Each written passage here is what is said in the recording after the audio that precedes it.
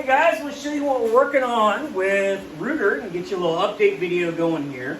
I'm going to try real hard to do a every other week, try to do a mid-month and then an end of the month type deal for training videos to keep you updated on how we're doing, what am I doing with the dog, and so you can hopefully make a pretty smooth transition back to the house. So first off, Ruger's been here about 2 weeks. And I see a lot of positives with Ruger. I think he's going to make you a great dog. He's going to be a great hunting dog and be an even better companion. So I want to show you how we're getting this stuff started. So first off, it's hot. So we're working here inside. Got the fans going, keeping dogs comfortable. Obviously, we're playing in the water quite a bit.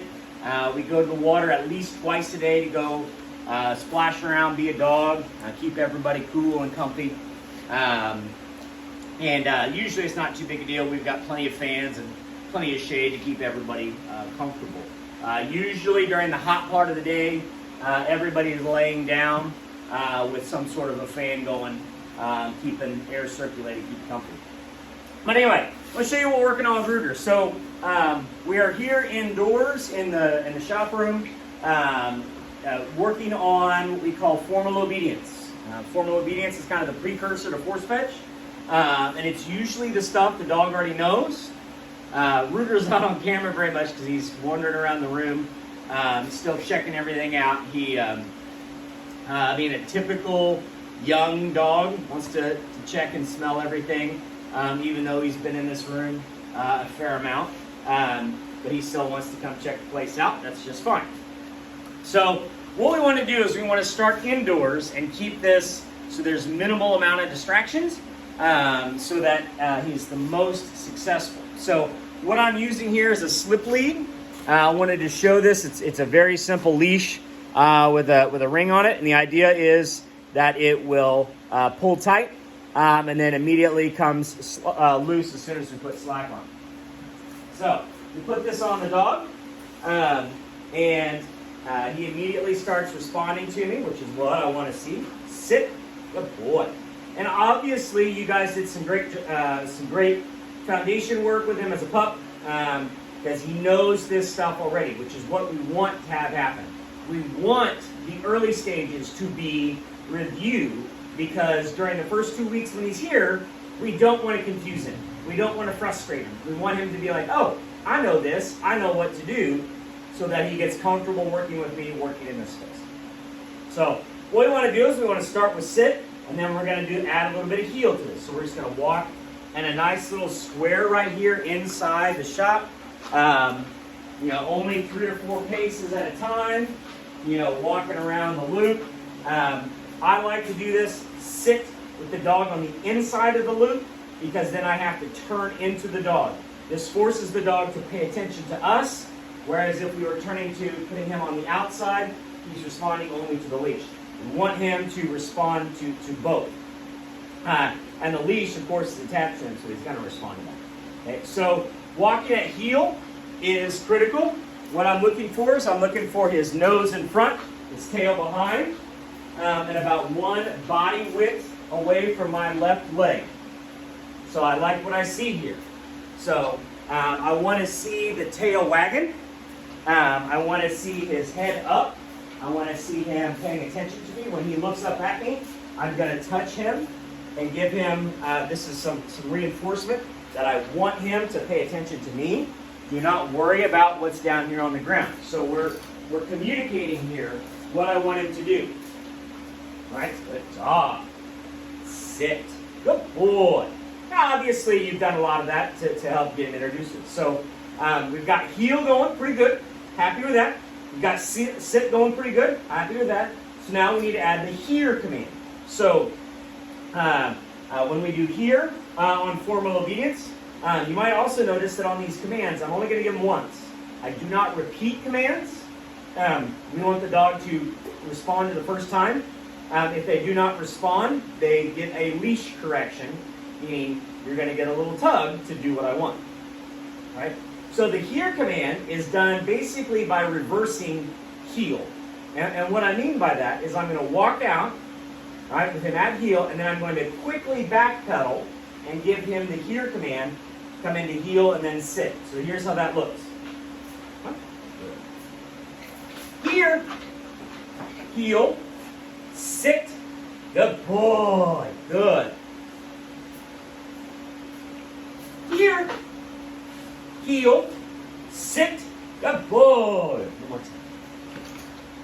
River, here, heel, sit, good dog. Also, when I'm doing this, when the dog is going from the here to the heel position, I want him to stay in front of me. I prefer the dogs to not go behind me. I want the dog in front of me where I can see him. So generally speaking, we keep the dog in front. Now, it's also a good idea to add, while we're doing this, and another quick little step, is we're going to sit him in front of us. Good. Sit. Good. Heel. Sit. Good. We want him to understand that sit can happen other places besides the heel position. You don't want him to just think, I have to sit right here beside him. That's the only spot that happens. Okay? Now, I would imagine that you, based on how quickly Ruger went through all this, I would imagine you probably taught him all of that. And that was all review, which is great. That's what we want to see. All right, so now the next step is, how do we transition into force fetch? Okay? So formal obedience is the precursor to force fetch, because force fetch is where instead of controlling their legs, we're controlling their mouth. So the first thing we have to teach them is, I'm going to control you. Right? So he understands he can be controlled here in this situation. So that's the first thing we got to do. Okay? So now what we're going to do is we're going to, instead of controlling his legs and his movement, we're going to control his mouth. Now, this is a very foreign phenomenon for every dog at this stage. So you're going to see him freak out a little bit. Right? It's totally normal. Okay? So what I'm going to do, I'm going to take my right hand and I'm going to stick it in his mouth, and it's going to stay in his mouth until he quits flailing around. Because he's going to do whatever he can to try to get my hand out of his mouth. Right? As soon as he calms down, I'm going to give him the command to give the object out of his mouth, which is my hand, and then the annoyance goes away. So you can see it's the same kind of concept as pulling on a leash, and as soon as he responds, the tug goes away. Right? So that's what we're going to teach Ruger here. Now, we've only done 1 or 2 sessions of this, so he's still going to be a little bit weird about it, and that's okay. Right? And if he's in the standing position, I'm okay with that for now. Later, I'm going to make him sit. But for now, I'm up here, I'm messing with his muzzle, right? I'm playing with his face so that he's used to my hand being up there. Give. And I had my hand in there for just a minute, or excuse me, just a couple seconds. And then it comes out, and I say the command, give, when the object comes out. Good boy. Good. We're going to go back in again. And he's just kind of gnawing around and trying to get my hand out. That's okay. Very, very normal. There's no pinching. There's no squeezing. No discomfort whatsoever. Give. Good boy. The hand is simply in their mouth, and he's trying to get it out. Right? As soon as he quits fighting me, the hand comes out. Let's do that one more time. Good. Sit.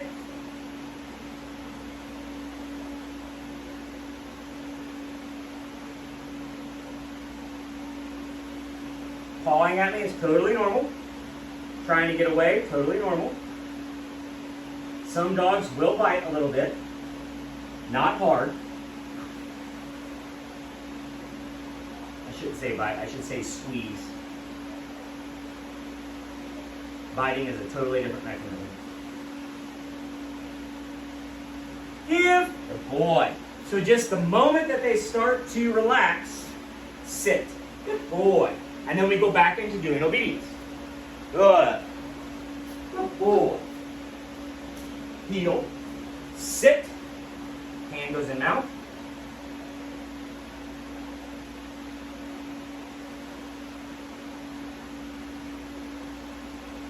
Give. Good boy. And I'll notice throughout the session, he will get better and better at being quicker and quicker to let go of my hand. Heel. Sit. Good boy. Give. Good boy. Alright? So, force fetch and the precursor to force fetch, we're teaching how to hold, or the give command here is nothing more, sit.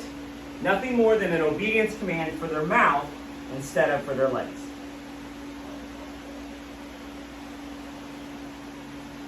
A great test of how the dog is doing with this is to pay attention to his tail.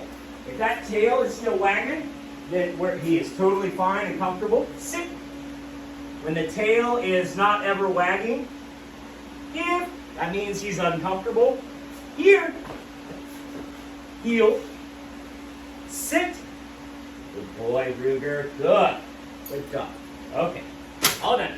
So anyway, Ruger's off to a great start. I'm very happy with him. He's going to make you a great dog. He's going to be good.